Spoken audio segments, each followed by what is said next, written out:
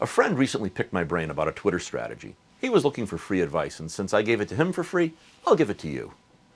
Twitter is just one of many social media channels. You don't need a strategy for every channel. And unless you're a really big company, you probably don't have the resources anyways.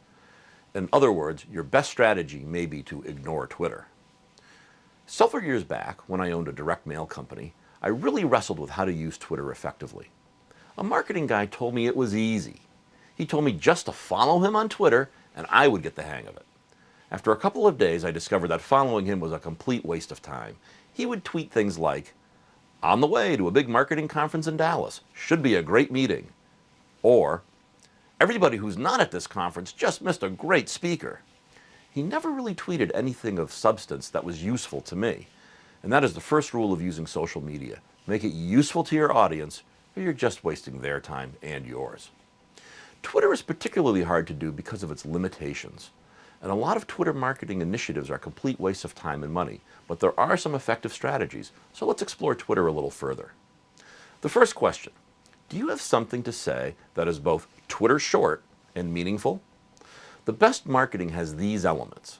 It appeals to emotion, it's relevant to the recipient, it has a good call to action, it's easy to respond to, it's noticeable, it has credibility, and is clear. That's a lot to pack into any marketing, let alone a very short message on Twitter. Let's take a look at where Twitter messaging might work.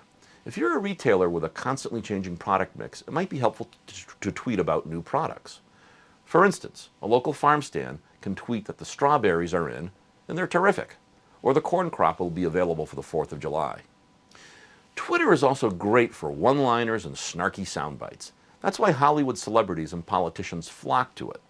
A politician can play to his base, and more importantly, get follow-on media coverage by tweeting a zinger about the opposition. Politics is about the only business, though, where you're expected to trash the competitor. It's much more difficult for any other business to issue snarky one-liners. It's possible if your brand is edgy and funny, but most companies don't even have a brand in any meaningful sense, let alone one that is smart-aleck edgy. There was an article in the Wall Street Journal about the restaurant chain Denny's and their Twitter strategy.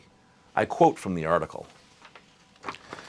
In September, the restaurant chain Denny's tweeted, "Hash browns on fleek," seizing on a slang phrase that was permeating the internet to promote its breakfast side dish. The message, which to teens translates to, "These hash browns are on point," or "very good," garnered almost 30,000 retweets and was seen in the advertising industry as something of a social media marketing masterstroke. Denny's takes its social messaging efforts so seriously that it has set up a brain trust of young marketing minds steeped in the ever-changing culture of the internet. On a recent Thursday, the cadre of tattooed 20-somethings convened, MacBooks at the ready. "It's Jay-Z's birthday," said one of the creative specialists. "Anyone have any thoughts on what we could do?" Unquote. Phew, that is a much bigger commitment to Twitter than most of you want to make. And it's not clear to me that Denny's is getting any return on that large investment. And of course, when you employ a team of young comedy writers, each trying to outdo the others, things can go horribly wrong. To quote again from the same Wall Street Journal article. In September, the hashtag #WhyIStayed began trending on Twitter as victims of domestic violence shared why they remained in abusive relationships.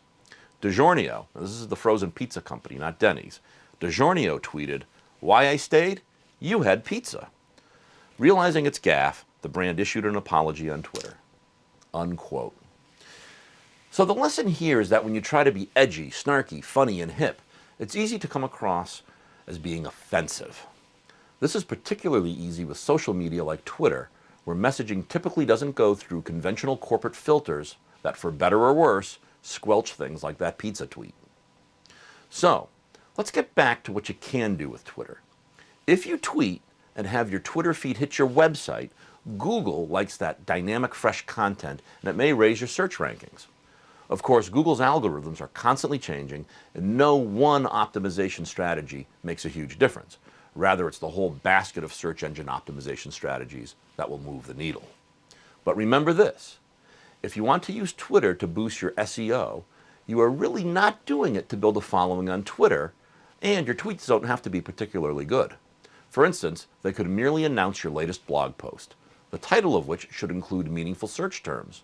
Or, if you know an industry influencer on Twitter who tweets good stuff and is not a competitor, feature his Twitter feed on your website, or retweet his stuff on your Twitter account. Then, your Twitter strategy is to let someone else figure out the Twitter messaging while you use it to capture an SEO boost. But there's a bigger game to be played on Twitter, and it involves listening, not tweeting. The first strategy is that you should be listening to all tweets that mention your company. Just tell Twitter the terms within the tweets that you want to see. This will take some fine-tuning. Let's say you're Ford Motor Company and you're listening for Ford. You will get lots of tweets about former U.S. President Gerald Ford, his wife Betty Ford, and their son Steve Ford, who's a third-tier Hollywood actor. Even third-tier Hollywood actors get a lot of play on Twitter. So you'll need to adjust your search logic in Twitter to filter out your unwanted results. You want Ford, but not Gerald, not Jerry, not Betty, not Steve, etc.